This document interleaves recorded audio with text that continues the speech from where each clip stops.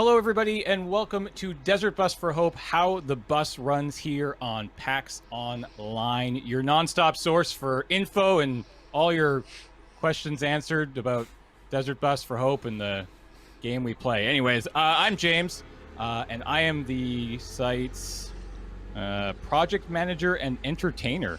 Sounds kind of cool. I am joined today by five glorious folks over here. Andrew, who are you and what do you do? What's up, everybody? I am Andrew Ferguson, and I am the communications director for Desert Bus for Hope. A lot of you may have known me as the photographer in the past, but I've got a new job now. And here I am. Who's above me? Hello, everybody. My name is Serge Jaeger. I wear two hats, I guess. I help organize the site volunteers and site managers for behind-the-scenes stuff, and I'm also the food coordinator. To my left, who we got? Ashton Cummings. I wear 50% of a hat. I am half of the web technologies team. And to my left, right, this side is Johnny.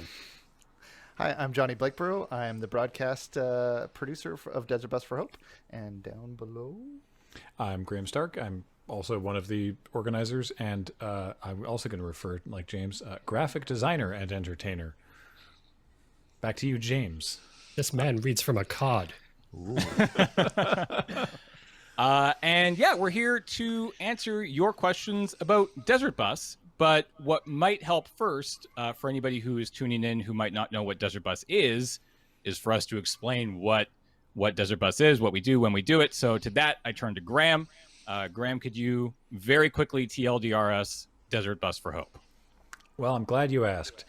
Desert Bus for Hope is an internet fundraising charity marathon.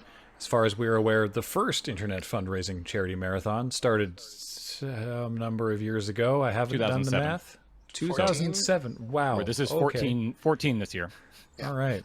And we raise money in support of Child's Play Charity, which is a charity that supports children in hospitals and domestic violence shelters all over the world to make it a little less awful to be a child in an awful situation. And we do that by running this marathon, this telethon, for as long as people keep giving us money while we are trapped in a room playing the worst video game ever made, Desert Bus, in which you drive a bus from Tucson, Arizona to Las Vegas, Nevada at 45 miles an hour in real time. And nothing happens in the game. After 8 hours, you arrive at your destination, you get a point, and then you turn around and go home, and it bounces back and forth like that and never ends. The bus lists to the side, so you have to hold down accelerate and keep correcting to stay on the road, so you have to constantly interact with it. And yeah, so someone's stuck playing that, and then the rest of us just try to make things entertaining while that happens. And someone's going to have to help me out with our most recent total, because over the past, I'm sorry, you said 14 years, yep, we have raised for Child's Play a total of approximately 6.1 million. Is that right? That's right. Yeah. Nice. I think that's right. Just unbelievable. Wow. Yeah. Ooh, yeah, right. Real money. Fancy. Yeah. Dang. So that is Desert Bus. We broadcast every November at twitch.tv/desertbus or at desertbus.org, where you can find more information if that TLDR was not enough. Mm-hmm. Perfect. And if you are interested in tuning in this year, we will be broadcasting on Friday, November 13th at 10 a.m. Exactly. And to speak actually a little bit more about this year's event, because obviously this is a Q&A and we've got a few questions about how this year is going to work for fairly obvious reasons. I'm going to pass it over to Andrew. I don't think you should pass it over to me. I'm just going to keep cutting in with this information all of the time. All right, that works too. Interrupting everybody. No, I'm kidding. We've actually got a lot of questions about this. We did sort of a poll among our fans in the Discord and folks via Twitter and to submit some questions. And a lot of the questions were related to, so, hey, what are you going to do this year? Because everything. And I just wanted to address that up front because the answer is we're still figuring that out. We can definitely tell you that Desert Bus for Hope is going to be happening for certain. It's going to be weird and fun, and it's probably arguably going to be weirder than normal. But we're still determining what That's- kind of shape it's going to have. That's a terrifying prospect. Yeah, just I know, some people are right? sweating right now. Yeah. So traditionally, what happens is we're all gathered in a room, with other people. You remember how that used to happen. So this year, we're trying to figure out what's the best way that we could handle the event, either in a live setting with proper protocols in place for everyone's health and safety, or if we want to take a look at doing a virtual version of the event, or if we would look at doing sort of a mixture of the two. And we're currently evaluating quite a number of different plans to figure out what the shape of it is going to look like. The main thing that we can promise you is that it's going to be if you've seen it before, we can promise you it's going to be the same weird, wacky fun that we always do. We just haven't quite settled on exactly what shape that's going to be yet.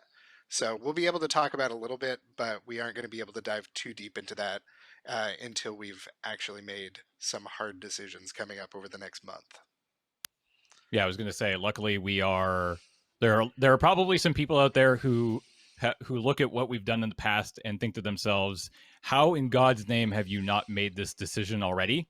Like, how do you not know what this massive event you do every year is going to look like 2.5 months out?" And the answer is, That's normal. that's normal, and we can. We are not Yeah. beholden to anybody but ourselves. So we're going to basically make the call as late as we feel comfortable to do so, and we're looking forward to that.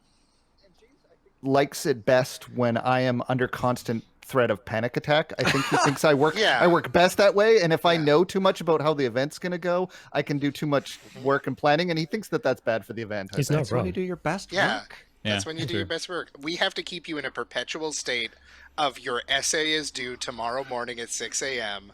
from If now I'm- until Christmas. If I'm not up a ladder changing things like a moment before the event or during the event, I'm probably not doing the right way. It's why Johnny looks like he's in his 40s, but he's actually 18. Yeah. He's the youngest member of the team. I started when I was 7. Had a beard at 7. It was very impressive. None of us just ever thought to ask. Yeah. Did anybody else have anything to add before we get into the questions? Just these are unprecedented times, so it's going to be an unprecedented desert bus. That's all we know for Yeah. now. Yeah. We're just as excited to find out what it's going to look like as you are. Absolutely. So, for this panel, we asked all of you, both on Twitter, and did you ask anywhere else, Andrew? Did you? hit up I anywhere threw it else? up on Discord and Facebook as well. Sweet. So Yeah. be sure to be checking out all those places. You can find all that information over at desertbus.org, because that's going to be your best place to find out what's going on later this year. So we have hand selected about 10 questions here, and we're going to try to get through them as best we can in the next 50 minutes or so. So let's fire off the first one here from Dared00. Asks, what were some of the Desert Bus plans that were closest to fruition but eventually failed? I have an interesting answer to this. Yeah, let's hear it. In that so much of what I associate with Desert Bus is improvisation. And that means we're very quickly coming up with an idea, and then we're very quickly letting go of an idea. And so there's all sorts of bits that fluidly come in. And we're like, oh, this would be really cool a second ago, and we've moved on. And I don't have any regrets when I look back at Desert Bus. I don't say, oh, I wish we had done this thing, this moment got away, because of the fluid nature of how the show works. That's my personal answer. I have no regrets. I don't think, oh, I had this mega plan and it fell apart and that sucks. It's just like, no, every year is awesome.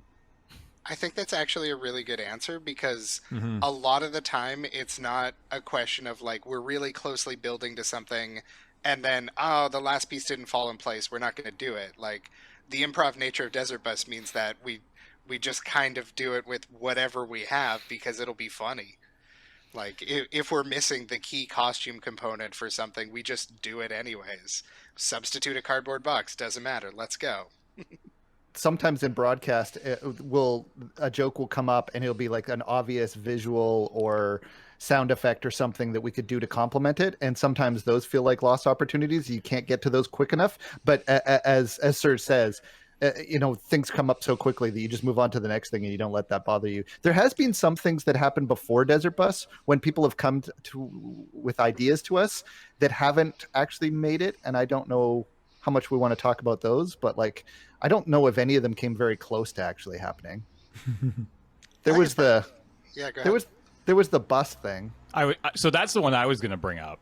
Yeah, me too. Without That's a getting good one. without getting into any specifics, but a lot of people over the years have asked, have you ever considered doing this event from a bus, doing the actual drive? And the answer is, of course we have. But something we might not have talked about very much is 2 years ago, those conversations got way further than they had ever gotten before. And eventually, obviously, we did not do it because you've never seen that happen. But there was a point when conversations were ongoing and theoretically could have happened at a given point. Yeah. I think, generally speaking, most people agreed that while neat, maybe for like a day or like a leg of that journey, doing it for the entire run would probably just not make it enjoyable. And that is one of many reasons why it didn't end up actually happening. It wasn't just that. It was a myriad of reasons, both personal feeling and technical know-how. Like the logistics alone of doing this were going to be astronomical. So Assume the perfect world where all the tech works, where all the tech is feasible and works and still gets a really good broadcast out the door. Is it better?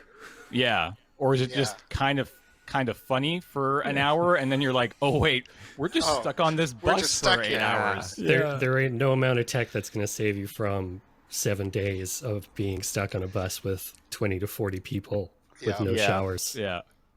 Well, Should and Sorry, there's go ahead, that Johnny. there's that thing that happens a lot of time when big plans come up is we realize pretty quickly that the cost of doing these things would much better be served by money going to the charity itself, and very rarely do we believe that these big investments to make some big huge pageantry of something are going to actually bring in more viewers and more entertainment value and more donations in a way that doing other things that don't cost a ton of money could do. So that often comes into those big plans as well.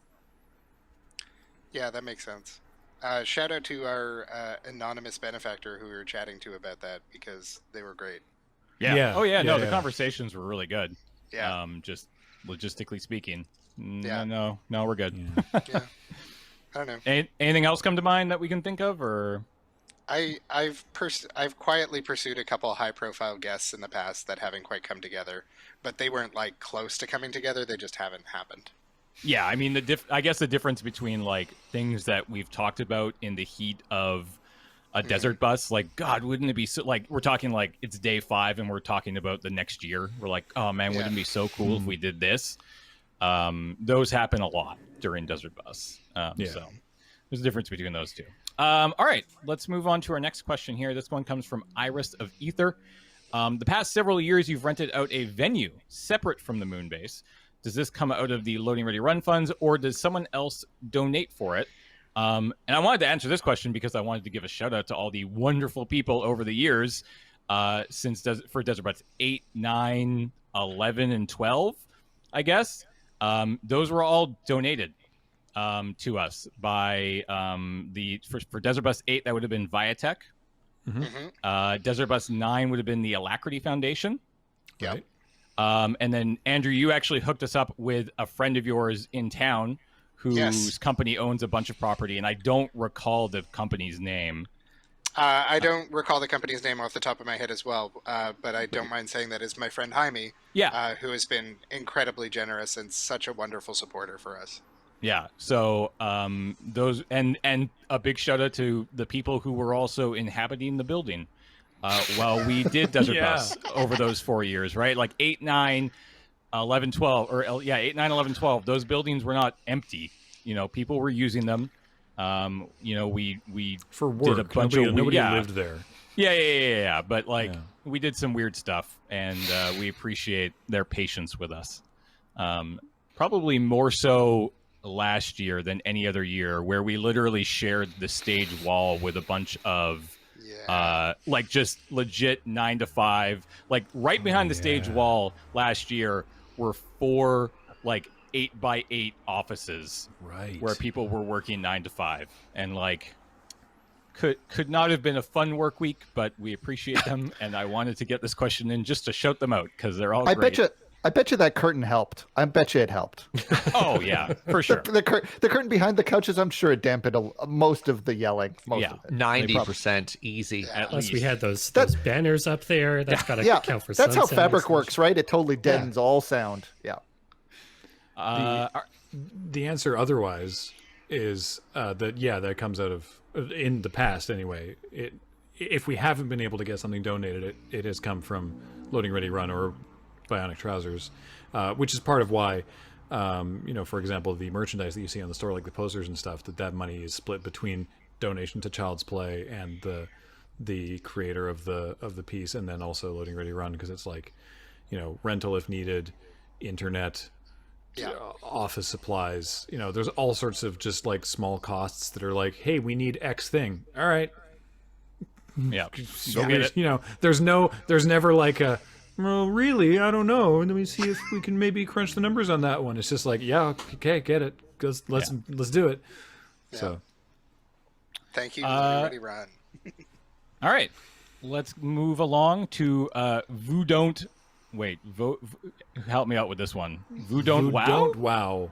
I'm gonna go with Don't Wow. Oh, don't wow. Yeah. What is your favorite Desert Bus moment that you were a part of but don't remember being a part of? This would be hard to answer. I was there when that happened. I have an answer for this, but it's my favorite Desert Bus moment that someone else was a part of that they forgot that they were a part of. Okay, go for it. This would have been, it was Desert Bus 8 or 9. Oh, and not that one. Not that one. It would have been Desert Bus 8 or 9, and it was, we were performing the Shia LaBeouf song live and reenacting the video and everything. And at some point, a couple of years later, I was chatting with Alex Stacey, and I mentioned something about the song, and he didn't get the reference. And I was like, the Shia LaBeouf song, the, actual Cannibal Shia LaBeouf. He's like, I don't know what you're talking about. And I played the song and I showed him the video, and he was like, I have no idea what this is. I was like, we did it at Desert Bus. Like, you were there. He's like, I was definitely not there for that. And I brought up the video, and he played Shia LaBeouf. He was the main person in the middle of the screen with a cardboard box on his head, like doing a bunch of like robot dances and spinning around, and just no idea. Yep. Yeah, that was really good. That was my favorite moment, because it was just amazing. It was so funny to me that it was not just that he was present or that he was a part of it. He was literally the central person for the bit. Serge, It was you got wonderful. Yeah. Well, I was just trying to. A lot of us were hinting at Johnny, and I don't remember a lot of the details there. Oh, I do. This is way back. Yeah. So that, I think Desert Bus 5, maybe it was 6 or 7. It would have been 6 or 7. Yeah. Yeah. It was at the first kind of like the first 2-story moon base. I guess the only 2-story moon base. And at one point, I came back after a good 12 hours sleep after being on shift for too long, and I came back and I said, when did the bike come here? Like, why is there a bike here? Like, I remember clearing, like, Desert Bus started, like, we were clearing stuff out and putting it in your guys' storage, and we were trying to find room for this exercise bike. And I was like, when did the bike come out? And everyone's like, what are you talking about? That was your idea. You you were riding the bike. I was like, no, I've never done, I don't know what and then like they brought out and like me riding on a bike and trying to play the game at the same time, I guess. And I do not remember it. It's one of those things that that you've seen enough photos of your childhood that you think you remember the thing that happened now, but you actually have no real memory of it. You just remember the images of it. That's all I have for this. And there's a bunch of them like that, but that's probably the most famous. What got me about that is that you were like, I have no memory of this exercise bike, and we're showing you video of it, and you are in the room while a succession of people are riding the exercise bike. You're sitting there driving, and you're like, how do I not remember this? And then there's the shot of you actually riding it. Pumping And you're Yeah, just going, and you're like, what? Why? Oh God, I don't remember. For my part, I cannot think of a time that I remember not remembering. Yeah, because Oh, you can't say I remember every moment because that's provably false, right? From last year, you didn't understand the origins of Mike 5, even though you were in the room for the origins of Mike 5. Yep. Oh yeah, there you go. Thank you. Yeah. Nice. There you go. It was like an hour later, but And you were like, I was helping, Kathleen with something. He was like, no, you were here for that bit. Yeah, that was good. I think the only thing that I remember seeing over the years that sort of popped back, and I think it was at Desert Bus 8, is a shot. It's a wide shot of the room, and everybody in the room at the time is grouped very closely together and all wrapped around one single belt that's been like chained together. right. And it's like, Chris Fugi is like reaching out, and I'm in, like, this happened in the morning. I'm in that thing. I do not remember that experience at all. So that's definitely one that hits home for me.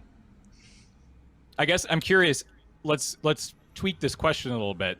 Is there a moment that you wish you were a part of, or you saw and you made yourself a part of the next thing?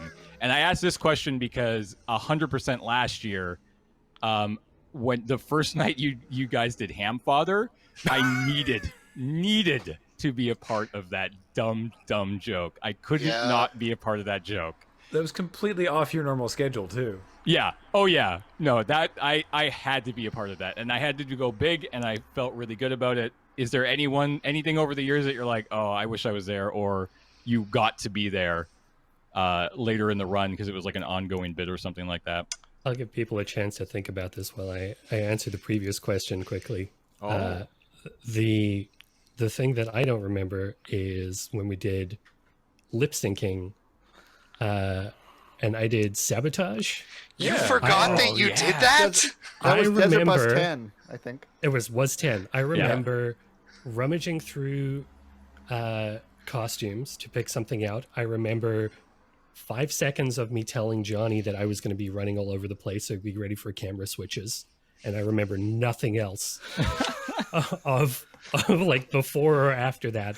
And I had to rewatch it a bunch of times to try and trigger my memory. And it's the same thing Johnny mentioned. I've watched it a bunch of times now, and I like filled in the blanks, but I don't remember any of it. And you went ham. Like, you went for it. You were just, I was like, this is, I actually remember when you were doing it and switching cameras and stuff on it, that I was like, this is my favorite moment so far today. Yeah. And like, it was great. And then you just completely blanked on it. You went into a fugue state, I guess.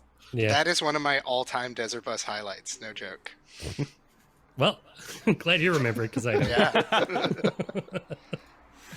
To James's question, this is kind of funny because it's like proto Corp line, because there was one year, I don't remember what year Desert Bus it was, that Alex was doing. He did this bit late at night called Derp Line, which was just like a phone-in radio show thing where he had to like guess what prop was being put in his hand or something like that. And the viewers, the chat, were demanding more of that. And it was like, he's not here right now. Stop asking. And eventually I was like, fine, I don't know, because I had not had the bit explained. I was like, I don't know what this is apart from it's a radio show, so fine, I'm doing my own. It's called, because this is the year that Quap was a thing, I'm like, it's called Quap Line. It's a completely different thing. We're doing this now just to shut you up. And This would have been 6. yeah, and then he did another one the next night, and I did another one the other day, and then eventually, after getting like Beej and Ian and Kathleen involved, then as a group we coalesced it into Corp Line on a later year, and then it would take me years of going, we should really do this as a thing before we would actually turn that into a separate podcast. But the first year, it wasn't like me trying to be like, man, I really want to do that thing. It was like, okay, I'll do a radio show. Fine. Everyone keeps asking about it. Well, because we try It not. was a spite joke. We spike try not bit. to steal bits, right? Like, Yeah. if somebody has a bit that's associated with them that's like important to them, Yeah. they do it when they're around, and like other people can participate with it and join and add to it. But like, I'm not just gonna do like for an example, like I'm generally not gonna do Snorsh Hype Man by myself. I'm Right. gonna do it with Kathleen because it's connected to Kathleen's character who originated that kind of thing. Mm-hmm. Yeah. Y'all are welcome to play Coffee Pong whenever you want. Just gonna throw that one right out there. Yeah. Ooh. Oh, sweet. Heck Yeah. yeah. I mean, MySpace is really good at coffee pong. Yeah. Oh yeah. Yeah. It's really good at yelling. All right. Let's For move on those- to this. Oh, go ahead. MySpace is Andrew's cat. For anyone watching who has no idea what we're talking about. Yes, that's fair. And the chat is yelling "show cat" at this point. Yeah. So there you what's go. up, everybody? This is my Yeah. cat MySpace. Aw, hey MySpace. She's adorable. She's loud. Yeah, you can't just She talk is about loud. a cat and not show a cat. You're right, Andrew. Yeah. Good point. Yeah. All right. Next question comes from Pat Bear. Pat Possibly Bear. possibly our friend Pat Bear, who asks a very good question. Outside of playing the game, is there anything that has to happen, or it's not Desert Bus? Oh. So I'll say this: I would argue that we could probably get away without playing the game at this point. Yeah, Yeah. I think we could. Controversial. At the very least, I think we could get away with pre-recording 5 minutes of footage and just looping it for 7 days. that for years. Yeah, I was gonna say like last year.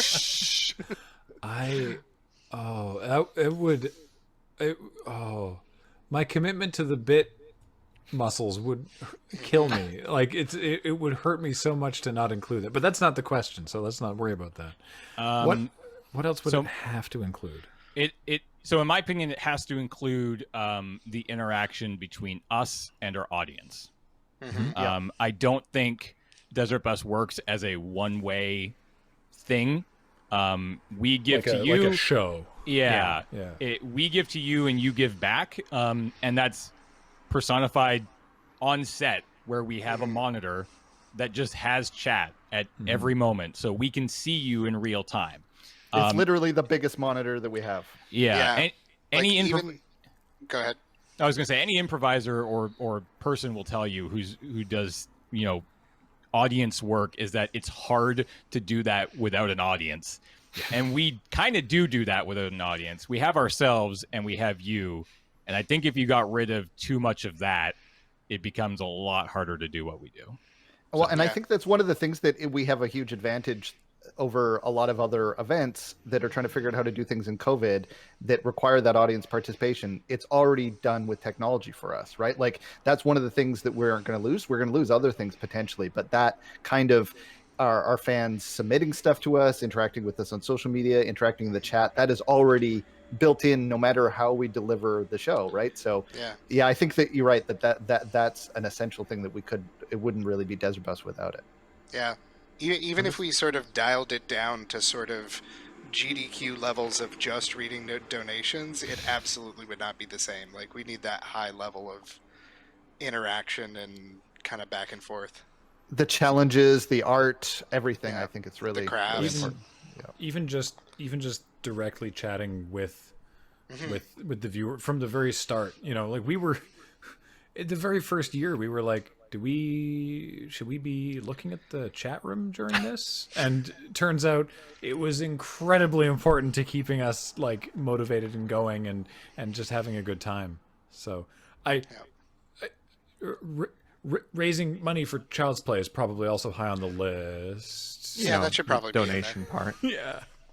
I can't wait for the year 2030 when new people join. They're like, why is it called Desert Bus? There's no bus. They just do this weird high art stage show now, right? Yeah. I found this old note. It says "loading ready run" on it. Like, does anybody know who these people are? Yeah. No. Never heard of him. This was based on a game? Wow, that's so weird. What's a Sega Saturn? That's a name I've not heard in a long time. Yeah. I really like this question when it came in because this is a legitimate question that we are asking ourselves right now. Like the shift in how we're planning this year's event because of circumstances has us genuinely seriously taking a deep look at what makes Desert Bus, so that we understand what we can move and shift and change, and what we could maybe not do anymore, or what we could start doing, but still maintain that feel and maintain that connection and everything. So I love that this question came in as well, because I was like, oh, we've been talking about this for weeks. Well, and one of the things that is been obvious right from the beginning. One of the great things that makes Desert Bus is that not just the improvisational spirit in the moment, but in the whole thing.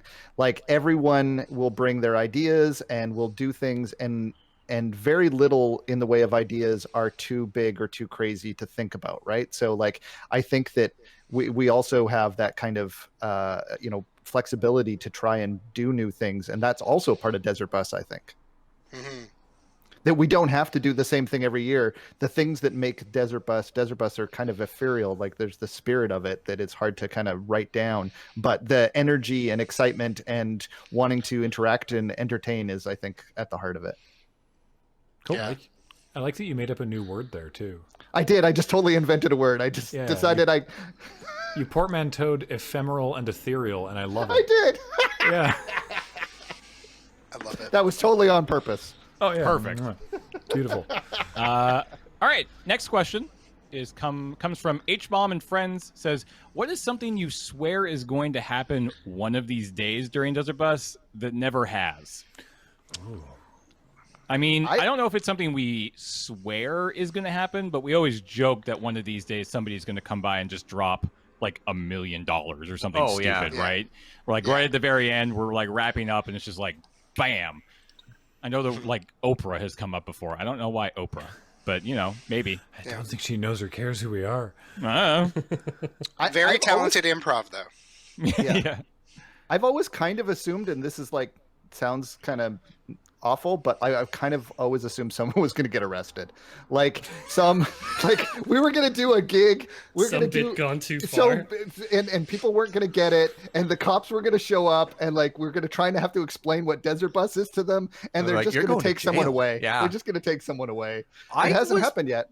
I was really nervous when I had to drive a scissor lift without a permit for the first time in my life down a public sidewalk. I was like, this is when I go to jail. This bit is too ridiculous. They're going to find out that I'm a complete peasant and I've never driven a scissor lift before, and they just handed me the keys. Like I think it's more likely that the inspector's just going to come by and be like, "Yeah, can I see your driving permit there, sir? Get down here." And he just and Serge just jumps off and runs, just bolts down the road. Gone. I actually was in the back of my mind kind of thinking of the scissor lift, not specifically that you were going to get arrested for it, but just like that idea of when we're doing a bit that kind of spills out into the literal street in front of the building, and that's kind of the potential for problems that we could run into. But we did a lot of those in 10. The street was right there. When we had the door. A bunch. Yeah. I mean, technically, we're on the Ring of Fire, so some kind of natural disaster. Oh yeah.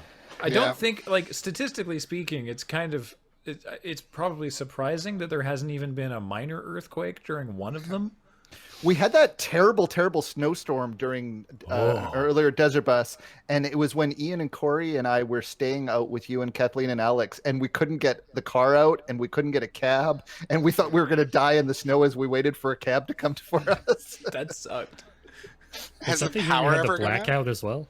We had a blackout one year in the basement. blackout too, we ran everything off telephones. Yeah. Oh God, I remember that. Holy moly. Yeah, and we 'cause kept I've on been- switching. Yeah. I was there for when the internet cut out and we had to run it off people's cell phones data plans. Off Johnny's phone.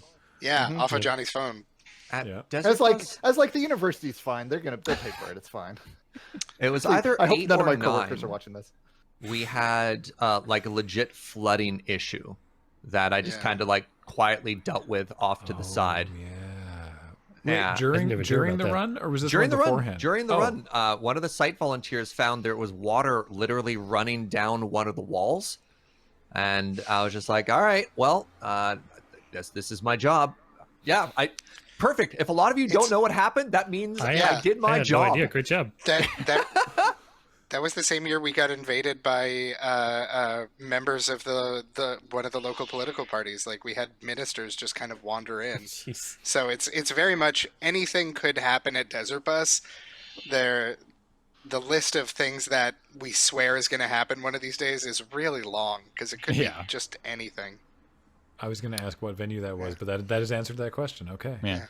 The whole all of Desert Bus is so fantastical that, like, I think my expectations of what can and will happen at Desert Bus have been expanded considerably, and they continue to be, and they don't get limited; they get expanded every year. Nice. All right, next question comes from Nanobis. Beach? Beach. Yeah. Beach. Yeah. Beach. Beach. Sure, beach. Beach. Solid 13.5 out of 7. Beach. Yeah. Well, yeah. Beach. Sure. Beach. All right, moving on. Exhausted Elox, do you have a pass-down procedure around shift changes, i.e., explain upcoming auctions, review the giveaways, discuss new memes generated on shift? Do you have an expectation for how much time before shift people should be arriving for a smooth handoff? Varies based on the shift. Very on the department as well. Wait, Yeah, well, shift this and is interesting. department. Is this for volunteers or is this for talent? I mean, Because I think we can I answer think it that's for an both. important distinction, right? Yeah. I mean, certainly volunteers are a lot more structured than talent because they have, generally speaking, like 2 hours of overlap. And we've sort of shifted everybody onto those 6-hour shifts, right? Did we do that last year? I think Yes. broadcast is Yeah. different. They're all synced except for broadcast, I guess, but that remains to be seen what we'll do this year. Yeah. We should stick to using entertainers instead of talent Yeah, That's a very good point. because same. shift as everybody who everyone. volunteers for us is talented as hell. Heck yeah. Heck yeah. So yeah, I mean, when it comes to the volunteers, the site volunteers, shippers, the broadcast team, they have very be here 2 hours before, and then you're done and you're good to go after your 6-hour shift sort of thing. Entertainers are a little bit more fluid in the sense that we're not allowed to we encourage people to go home as often as we can. Generally, we all show up an hour or maybe two. It depends, right? Like Serge and I and Ashton don't show up 2 hours early for Dawn Guard. We do not get there at So 4 a.m. early. But it's We get far there more likely 10 then- minutes before? 5 Yeah, we minutes get there- before? yeah. We We'll drink get our there 10 minutes coffee? before. Yeah. yeah, but it's far more likely that Andrew and the rest of Alpha Flight Alpha Flight. would show up a little bit earlier because they, showing up at 10 or 11 is much easier and, Yeah. works a little bit better for that schedule. And Don't you same have for pre-shift meetings? Yeah, Graham, before I go into that, what do you got? Well, I was going to say that, because the auctions and stuff are scheduled per shift, that, for example, for me being on Night Watch, part of my job ahead of time is to, before Night Watch starts, I go and look at the sheet of, okay, and I admit I don't really do this before that shift because otherwise it will just escape my brain, but I will go and be like, all right, what is happening within the next 6 hours that I have to be responsible for?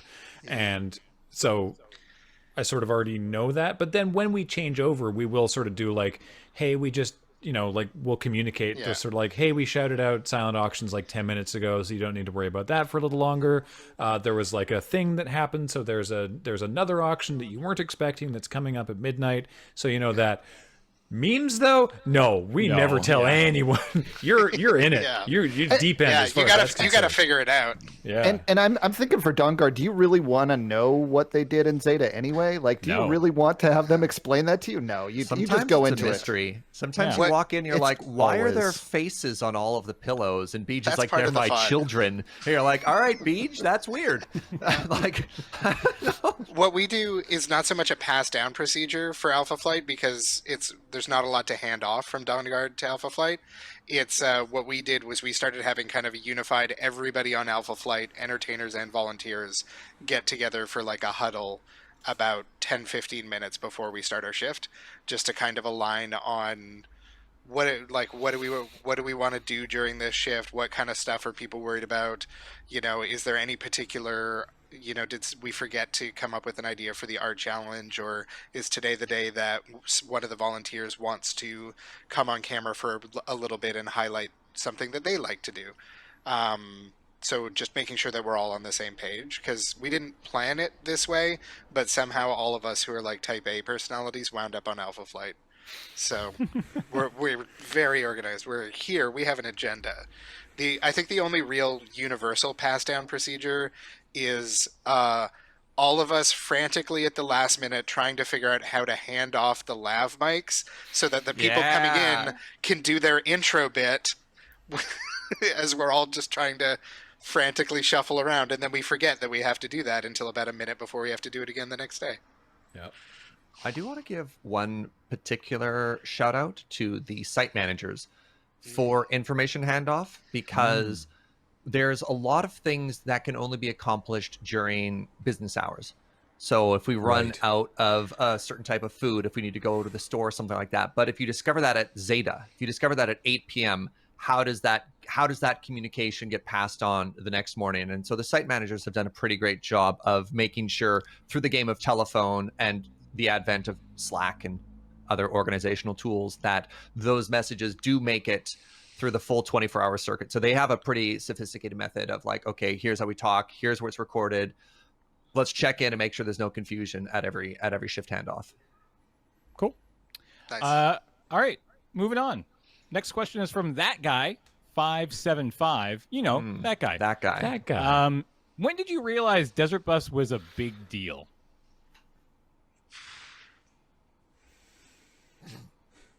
What do you For mean me, by was- big deal?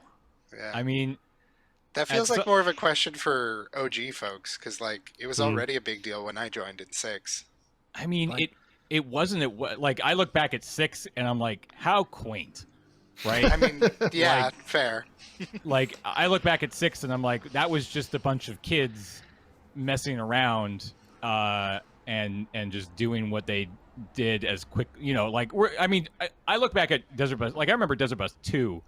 We didn't know we were going to do Desert Bus 2 until like 2 weeks out, right? Like I don't think Desert Bus felt like a big deal until probably around, like, it started to feel like a big deal around 5 or 6, but like 8, especially 8, when we like moved out of Yeah. our space. I was going to say first non-moon base one, when you had to Felt- set up a studio. Yeah, Yeah, set that up a was big. studio, and we were responsible for somebody else's property, and it just felt like, okay, this is actually like a big deal. And we had really solidified the organizing committee at that point.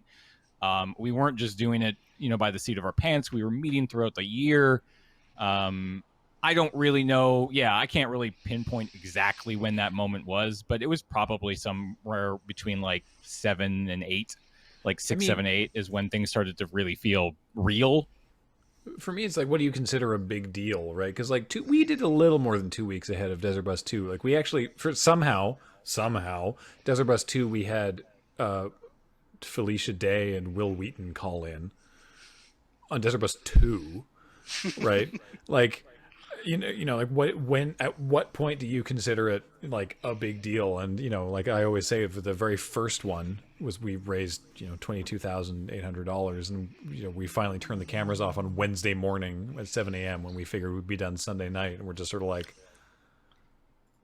we have $22,000 in a PayPal account that we have to give to Child's Play somehow, and Teller bought us a party sub. And I have to go to work in an hour and I'm exhausted. Yeah. We have to do this again next year, I guess. Like, Yeah. it's all it's all levels of what is a big deal. Yeah. From the outside looking in, from one, the way I read this question is for the impact it made on everybody else. And I could already tell, like, partway through the first one, from the outside looking in at you guys, looking at the chat, looking at how much of an impact it was making on everybody around you, that it was a big deal. And like, all I did for that one was like bring you guys a veggie platter and hang out for a little bit. So it was like, I wasn't involved at all, but like from the outside looking in, it felt like the start of something bigger, even during the event, for me at least. And I had the The- exact same experience because, like, I don't think I watched. I knew you guys were doing it, but I don't think I actually watched it. And I came down. My wife and I came down, and we brought some cookies or something. I can't remember, and hung out for a while. And then when we went back, I immediately tried to get UStream or Justin TV. I think it was Ustream you Ustream. did it on. It was Ustream. Yeah, I tried to get it on my phone, and I watched it on the ride home as Tammy drove, and it was just like, this is really interesting. This is a interesting thing that they had tapped in, that you guys had tapped into, that felt like way bigger than you know. I was just like, you guys. It seemed like when I went down before I saw it, that it was like a LAN party, basically, like that you were just like staying up for a long time. And that maybe you'd raise some money. But when I got down there, I was like, no, people care about this. This is a big deal. It felt like that to me as well from the outside. Also, I had in a.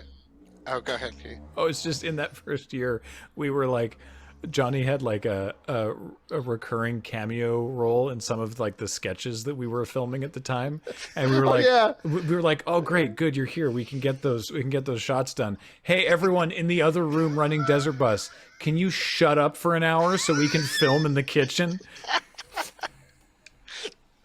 That's amazing. Yeah. Sorry, Andrew.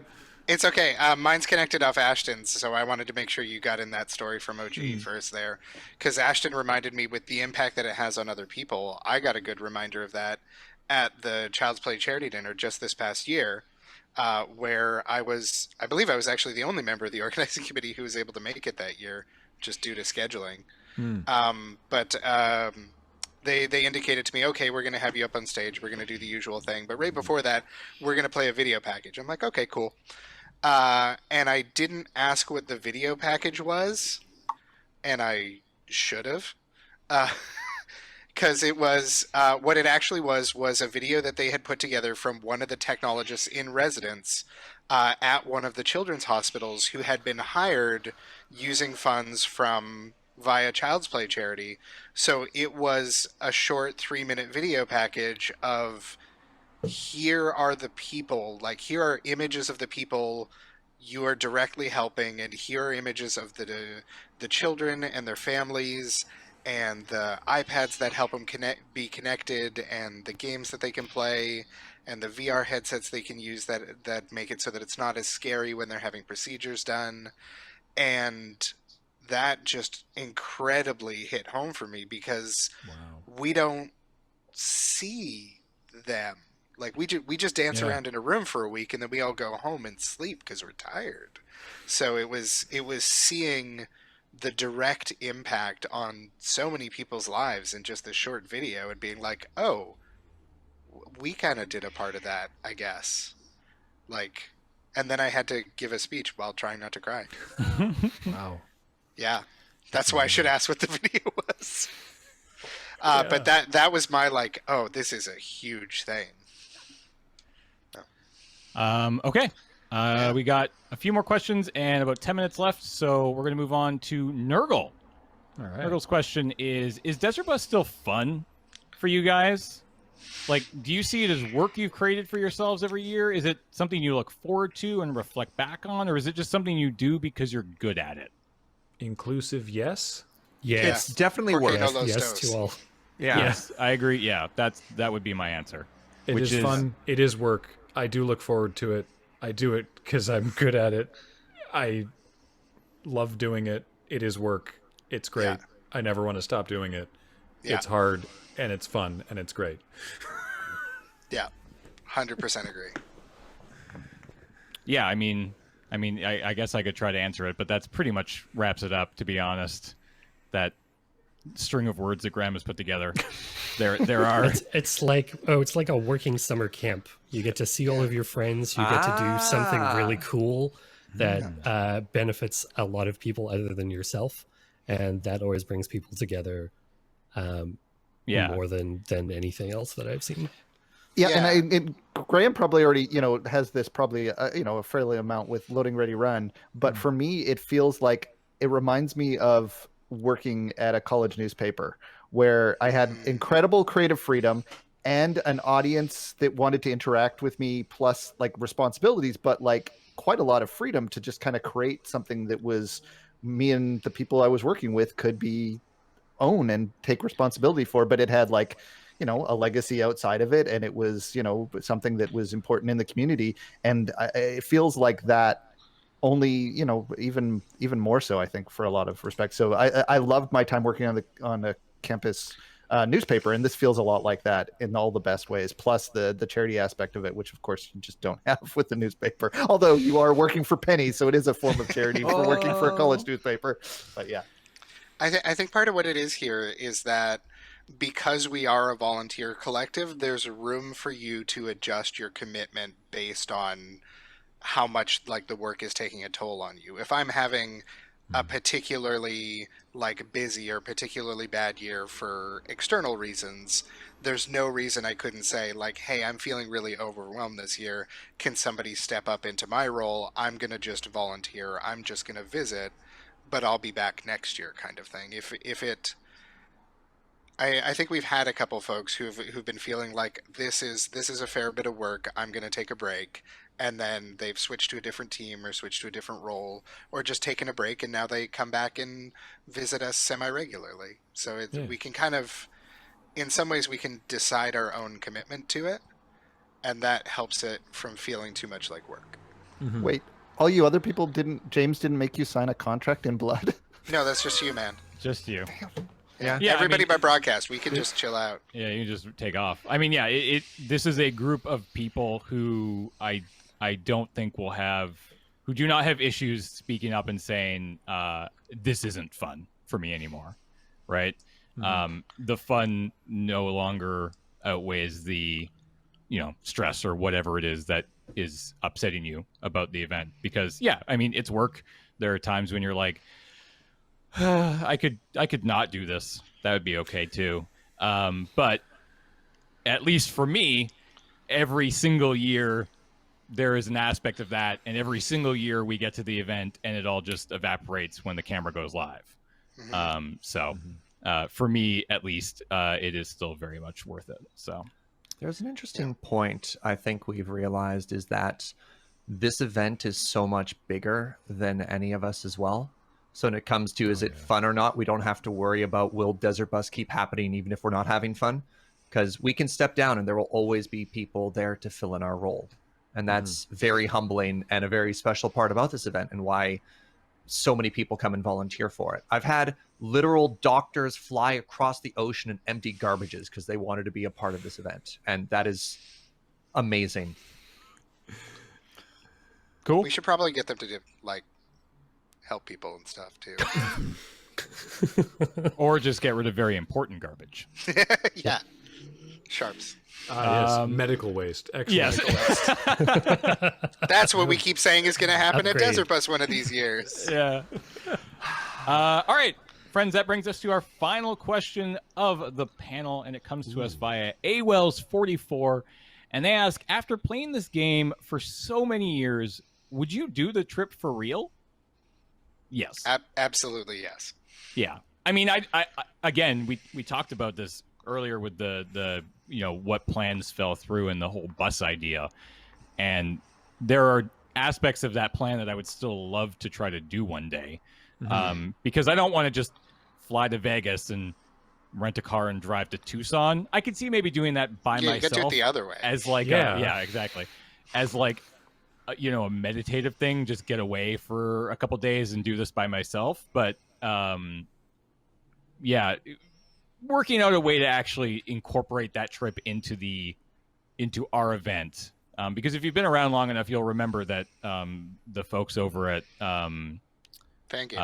Fangamer actually did the trip in real time alongside of us, and we kind of raced, and it was a ton of fun. And I would love to try to do that for this event at some point. So Yeah. I'm just a big road trip person. I don't need I an love excuse road to trips, drive yeah. anywhere. So just 8-hour drive from Tucson to Vegas. All right, sure. That sounds great. When are we Oh, going? yeah. Do we have to drive a bus that lists to the side? Because that sounds a little dangerous, let's be honest. That's the best part. If you do it in a normal car on the current highway, it takes considerably less than 8 hours. The only reason we beat Fangamer, yeah, Like, or it was the only like very just- close. yeah, Very the only close. reason we did that is because like viewers who lived along the route like distracted them. Hey, man, you take the win where you can take the win. Yep. They're just yep. Were they just out by the highway with signs? Yeah, later and out, like stopping later them out. because they would stop and say hi to them, which is great. I love Yeah, that. no, That's we awesome. count that victory. Don't worry. Oh yeah. Oh, yeah. Yeah, Tell you what, Serge, you can get a rental car, and I'll just keep like leaning over and Oh, perfect. Every screwing now with and the then you'll just steering wheel. grab the wheel. Yeah. Oh, that sounds safe. Yeah. Wrench. All right, that's going to do it for the questions that you all submitted for this panel. So thank you so much for all the great questions. I hope our answers satisfied your queries. That's not a word. Queries. And I'm going to pass it back over to Andrew for a second, and he can tell you where to find us in 2.5 Absolutely. months. Yeah, if you aren't already familiar with us, or if you just want to stay on top of all the news about how the event's going to be structured this year, you can find us on Twitter as @DesertBus, Instagram as @DesertBusForHope. We're on Facebook under the same name, and we're at desertbus.org. And as always, every November the bus rides, so we will see you Friday, November 13th. That's probably not a bad omen or anything. At 10 a.m. in the morning. How did I not put that Yeah, you didn't together notice yet? that, did Oh, you? I didn't even You only think about just- that. Yeah. At time of this panel going live, I think we're about 60 days, if my math is right. Oh, out don't from make me Desert look at the Bus. countdown. So I'm looking at the countdown right now. It Oh, says man. 70 days, 12 hours, 50 minutes, 22 seconds, Ooh, 21 seconds, 20 seconds. Stop, it just keeps stop. counting down. I don't like it. Oh, I think if so we it's just- almost nice. Yeah. I I can't. put that up there. I can't name a single thing that happened in July. Like, I have no Yeah. concept of time right now. That's because it's still March. Yeah. Yeah. Yeah, exactly. Thanks to everybody at PAX Online for putting on this panel for us. We really appreciate it. Hope you enjoy the rest of the show. And we will see you in November. Bye, everybody. Have a great PAX.